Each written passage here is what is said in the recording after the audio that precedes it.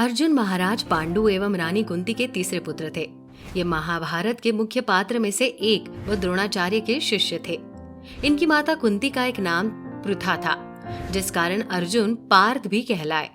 बहुत से लोगों को पता होगा कि अर्जुन की मृत्यु स्वर्ग की यात्रा के दौरान हुई थी, परंतु इसके पहले भी एक बार अर्जुन की मृत्यु हुई और वे पुनः जीवित हुए। इसके बारे में बहुत ही कम लोग जानते हैं। तो आइए आज हम आपको महायोद्धा अर्जुन से जुड़ी इस पूरी कहानी के बारे में बताएंगे।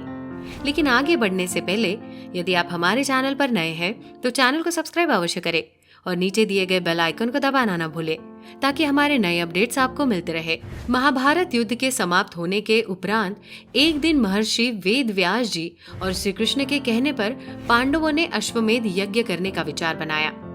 शुभ मुहूर्त देखकर यज्ञ का शुभारंभ किया गया और अर्जुन को घोड़े का रक्षक बनाया। वो घोड़ा जहां भी जाता अर्जुन उसके पीछे जाते। अनेक राजाओं ने पांडवों की अधीनता स्वीकार कर ली, वही कुछ ने मैत्रीपूर्ण संबंधों के आधार पर पांडवों को कर देने की बात मान ली। किरात, मलेच्छ व यवन आदि देशों के राजाओं द्वारा यज्ञ को घोड़े ने रोकना चाहा, तो अर्जुन ने उनके साथ युद्ध कर उन्हें पराजित किया। इस तरह विभिन्न देशों के राजाओं के साथ अर्जुन को कई बार युद्ध करना पड़ा। यज्ञ का घोड़ा घूमते घूमते मणिपुर पहुंच गया। यहाँ की राजकुमारी चित्रांगदा अर्जुन की पत्नी थी और उनके पुत्र का नाम बभ्रुवाहन था। बभ्रुवाहन ही उस समय मणिपुर का राजा था। जब बभ्रुवाहन को अपने पिता अर्जुन के आने का समाचार मिला तो उनका स्वागत करने के लिए वो नगर के द्वार पर आया।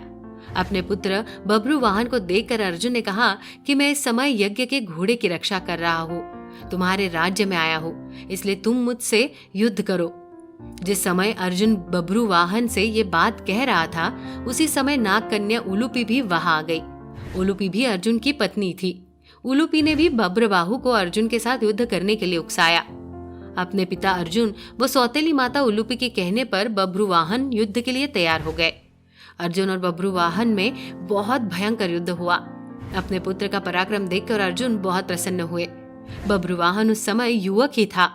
अपने बाल स्वभाव के कारण बिना परिणाम पर विचार कर उसने एक तीखा बाण अर्जुन पर छोड़ दिया। उस बाण को चोट से अर्जुन बेहोश होकर धरती पर गिर गए। बभ्रुवाहन भी उस समय तक बहुत घायल हो चुका था। वो भी बेहोश होकर जमीन पर गिर पड़ा। तभी वो बभ्रुवाहन की माता चित्रांगदा भी वहां आ गई। अपने पति व पुत्र को घायल अवस्था में धरती पर पड़ा देख उसे बहुत दुख हुआ। चित्रांगदा ने देखा कि उस समय अर्जुन के शरीर में जीवित होने के कोई लक्षण नहीं दिख रहे थे। अपने पति को मृत अवस्था में देखकर वो फूट फूट कर रोने लगी। उसी समय बभ्रुवाहन को भी होश आ गया। जब बभ्रुवाहन ने देखा कि उसने अपने पिता की हत्या कर दी है तो वो भी शोक करने लगा। अर्जुन की मृत्यु से दुखी होकर चित्रांगदा और बभ्रुवाहन दोनों ही आमरण उपवास पर बैठ गए। जब नाग कन्या उलूपी ने देखा कि चित्रांगदा और बभ्रुवाहन आमरण उपवास पर बैठ गए हैं तो उसने संजीवन मणि का स्मरण किया। उस मणि के हाथ में आते ही उलूपी ने बभ्रुवाहन से कहा कि ये मणि अपने पिता अर्जुन के छाती पर रख दो। बभ्रुवाहन ने ऐसा ही किया। वो मणि छाती पर रखते ही अर्जुन जीवित हो उठे। अर्जुन द्वारा पूछने पर उलूपी ने बताया कि ये मेरी ही मोहिनी माया थी। उलूपी ने बताया कि छल पूर्वक भीष्म का वध करने के कारण वसु आपको श्राप देना चाहते थे। जब ये बात मुझे पता चली तो मैंने ये बात अपने पिता को बताई। उन्होंने वसुओं के पास जाकर ऐसा न करने की प्रार्थना की। तब वसु ने प्रसन्न होकर कहा कि मणिपुर का राजा बभ्रुवाहन अर्जुन का पुत्र है। यदि वो बाणों से अपने पिता का वध कर देगा तो अर्जुन को अपने पाप से छुटकारा मिल जाएगा। आपको वसुओं के श्राप से बचाने के लिए ही मैंने ये मोहिनी माया दिखलाई थी। इस प्रकार पूरी बात जानकर अर्जुन, बभ्रुवाहन और चित्रांगदा भी प्रसन्न हो गए। अर्जुन ने बभ्रुवाहन को अश्वमेध यज्ञ में आने का निमंत्रण दिया और पुनः अपनी यात्रा पर चल दिए। तो दर्शकों, कैसी लगी आपको ये पूरी जानकारी?